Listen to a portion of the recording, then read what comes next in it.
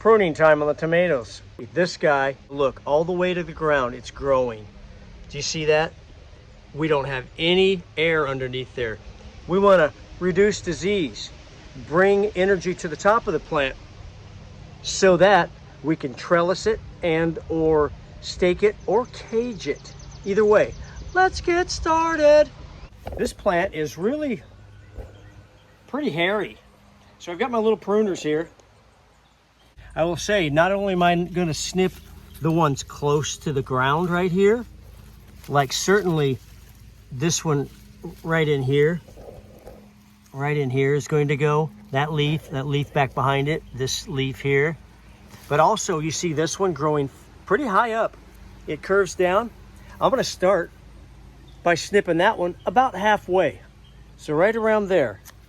So now we're going to create all that air opening up right there. We want the center to be lush and growing because that's where our new growth comes from on this annual. Our main simple goal is to get it to grow up. Yes, I can let it sprawl.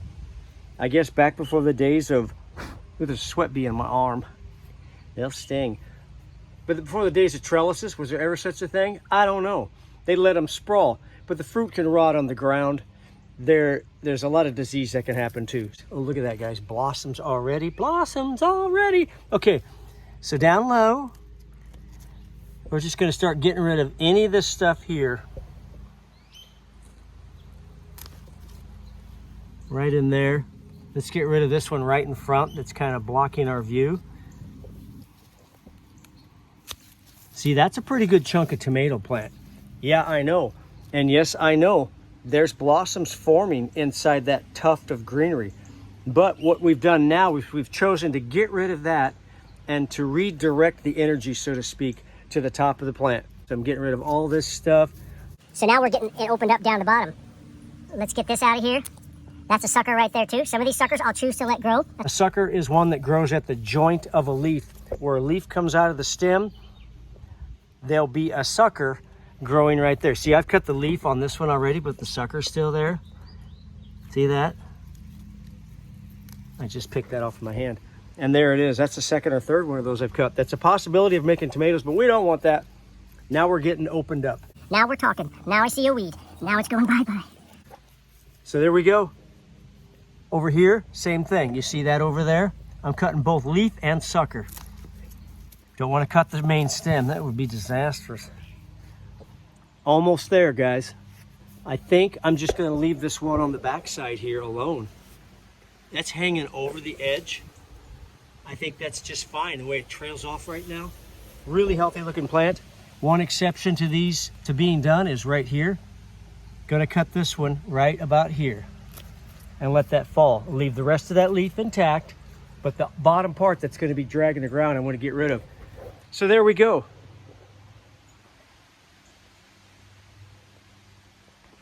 All right, so since this video is titled Pruning Tomatoes and Whatnot, let's go check out the whatnot now that we've pruned the tomato. First of all, I'm going to swing around.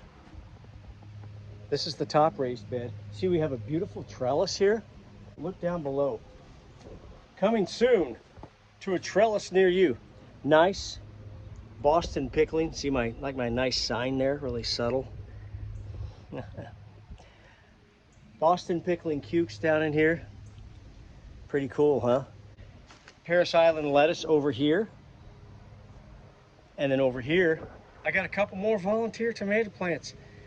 Guys, I'm really hoping these aren't all cherry tomatoes. I don't know. So, squash we redid. And here, guys, is my rain catchment system. I think this thing was probably 20 bucks on Amazon. Comes right out of the pipe right there. Down the side of the house, into the bucket. Got a screen right there. And right now, with the 2 or 3 inches of rains we've had in the last couple weeks, this thing is completely full. Super thrilled. Cabbage over here. Boom, boom, boom, boom, boom. Let's go take a look at this wall garden down below. I'm really pleased with the way this looks.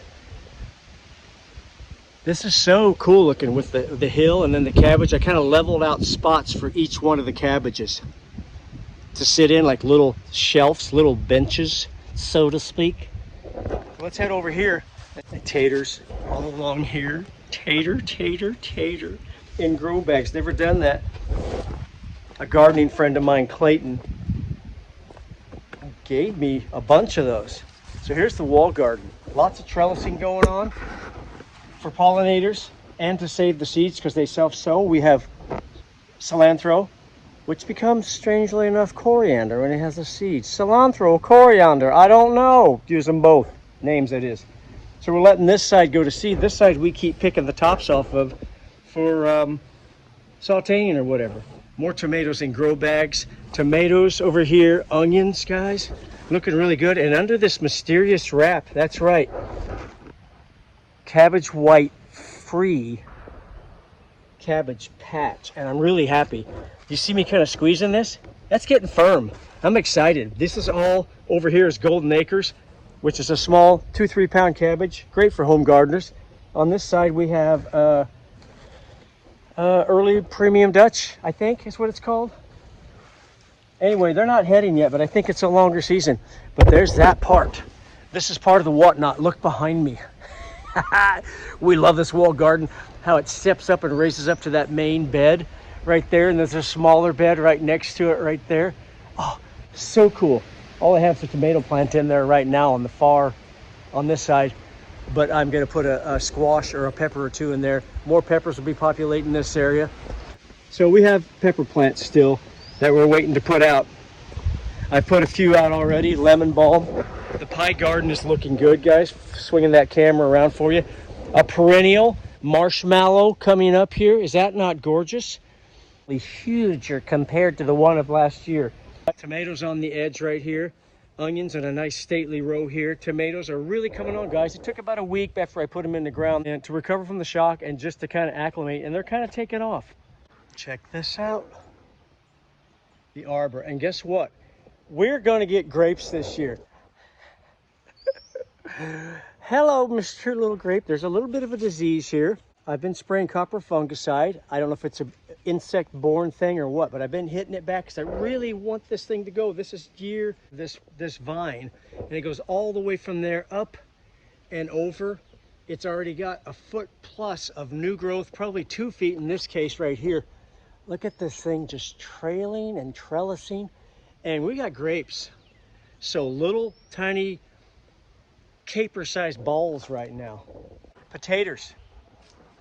If I look out here across this part of this garden at about 7:15, 7:30, it's just bathed in this raking light that just shoots right across from the eastern sky. It's so cool.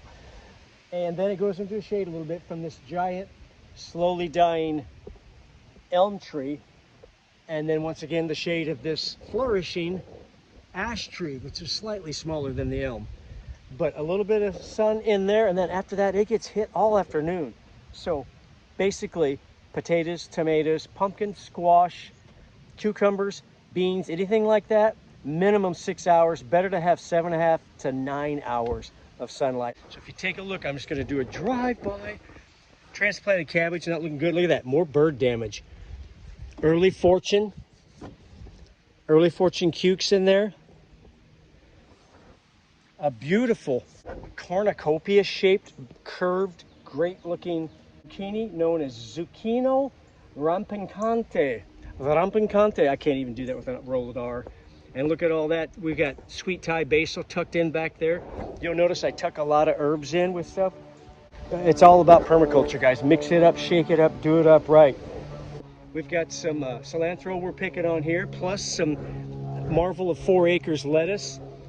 This tomato is the hijacking stowaway that sat dormant in the basement. This summertime crop sat dormant waiting. Probably about this tall. From mid-November, I saw it first. I just left it in this pot of oregano that I'd overwintered and just let it grow in the basement.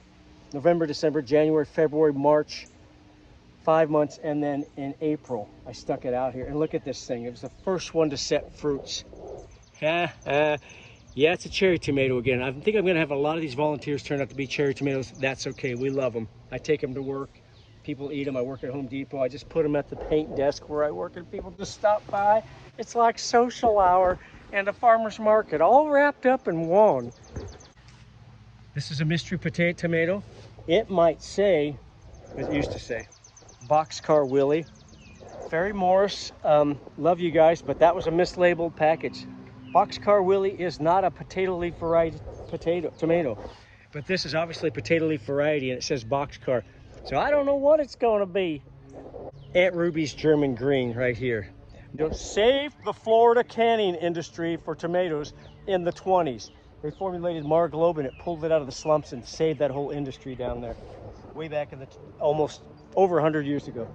Next to it, another Marglobe. Next to it, another Aunt Ruby's. Yeah, I'm really doing the Aunt Ruby's up here. And then next to that, Mortgage Lifter. Beautiful, massive. Oh my gosh, I picked one that was 1 pound, 12 ounces last year. Amazing. And next to that, the mystery plant. Oh, say hello to my friend in the piece of log. Oh man, Stargate log 2413. This is a blonde Kaufchen yellow cherry tomato, mildly sweet. But look, it's doing good in there. It's about a foot tall almost. Is that not cool? You got a little plantain growing down there, this artful little, is that not cool or what? Obviously carrots on the other side of this bed, tomatoes on this side, carrots on this side.